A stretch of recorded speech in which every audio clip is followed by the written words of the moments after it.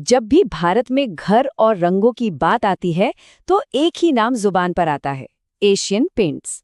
लेकिन हर बड़े साम्राज्य की तरह इसकी शुरुआत भी, आप यकीन नहीं करेंगे, बहुत ही मामूली थी, मुंबई के एक छोटे से गैराज में।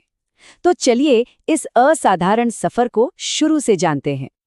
तो सवाल यही उठता है कि आखिर कैसे एक छोटे से गैराज में 4 दोस्तों ने मिलकर एक ऐसी कंपनी खड़ी कर दी जिसकी मार्केट वैल्यू आज 3 लाख करोड़ रुपए से भी ज्यादा है। ये कहानी सिर्फ पेंट की नहीं है, बल्कि एक जबरदस्त विजन और हिम्मत की है। तो ये सब शुरू कैसे हुआ? चलिए कहानी के पहले हिस्से पर चलते हैं। एक जंग के दौरान मिला मौका, जहां से इस पूरे सफर की नींव रखी गई। साल था 1942। पूरी दुनिया दूसरे विश्व युद्ध की आग में झुलस रही थी। भारत में अंग्रेजों ने पेंट के इंपोर्ट पर रोक लगा दी। लेकिन कहते ना, हर मुश्किल अपने साथ एक मौका लेकर आती है। और 4 दोस्तों, चंपकलाल चौकसी, चिमनलाल चौकसी, सूर्यकांत दानी और अरविंद वकील ने इस मौके को पहचान लिया। उन्होंने मुंबई के एक गैराज में पेंट बनाना शुरू किया और बस वहीं जन्म हुआ Asian oil and paint company का। उनका फंडा बिल्कुल क्लियर था, बजट, क्वालिटी। वो जानते थे कि उस वक्त के भारत में आम इंसान को क्वालिटी तो चाहिए, लेकिन ऐसी जो जेब पर भारी न पड़े। और बस यही सिंपल सी सोच उनका सबसे बड़ा हथियार बन गई। अब आते हैं कहानी के दूसरे चैप्टर पर। एक प्रोडक्ट बेचना एक बात है, लेकिन एक ऐसा ब्रांड बनाना जिस पर लोग आंख बंद करके भरोसा करें, वो कैसे हुआ?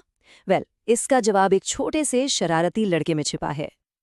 1950 का दशक आया और सीन में एंट्री हुई एक शरारती लड़के की, जिसके हाथ में हमेशा एक पेंट ब्रश रहता था।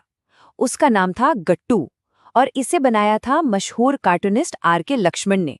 बस इस एक किरदार ने देखते ही देखते कंपनी की पूरी पहचान ही बदल दी।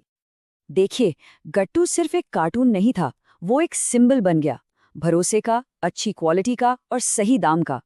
इसी शरारती लड़के ने एशियन पेंट्स को भारत के हर घर का, हर परिवार का हिस्सा बना दिया।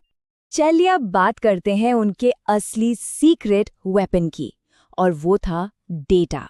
एक ऐसी स्ट्रैटेजी जिसने उन्हें कंपटीशन से हमेशा 2 कदम आगे रखा। आजकल हम सब बिग डेटा और एआई की बातें करते हैं ना? जरा सोचिए, एशियन पेंट्स ने ये काम 1965 में ही शुरू कर दिया था। सच में वो उस जमाने के कंप्यूटर्स का इस्तेमाल ये पता लगाने के लिए करते थे कि किस शहर में कौन सा रंग ज्यादा बिक रहा है या किस मौसम में डिमांड बढ़ती है। ये उस वक्त के लिए आप सोच भी नहीं सकते कितना बड़ा और रिवॉल्यूशनरी कदम था। तो इस डेटा ड्रिवन सोच का नतीजा क्या निकला?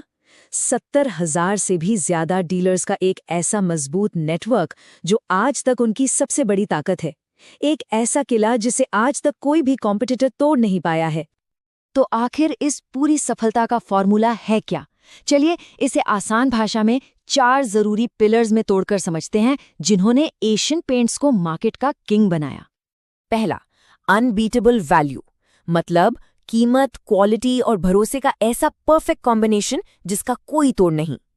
दूसरा, सप्लाई चेन की मास्टरी। उन्होंने पूरे भारत का सबसे स्मार्ट और सबसे तेज डिस्ट्रीब्यूशन सिस्टम बनाया। तीसरा, लगातार इनोवेशन।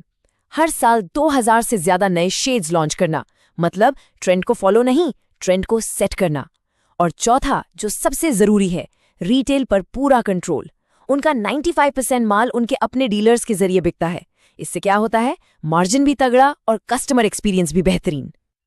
अब आते हैं कहानी के सबसे लेटेस्ट मोड़ पर कि कैसे कंपनी ने सिर्फ पेंट से आगे बढ़कर खुद को पूरी तरह बदल दिया और एक बहुत बड़े बाजार पर कब्जा कर लिया। क्योंकि आज एशियन पेंट्स सिर्फ डब्बे में पेंट नहीं बेचता, अब वो पेंटिंग सर्विसेज में भी हैं, मॉड्यूलर किचन भी बनाते हैं, बाथरूम फिटिंग्स, लाइटिंग, फर्नीचर, अरे अब तो वो पूरे घर का रेनोवेशन तक करते हैं। तो बेसिकली उनका ट्रांसफॉर्मेशन अब पूरा हो चुका है।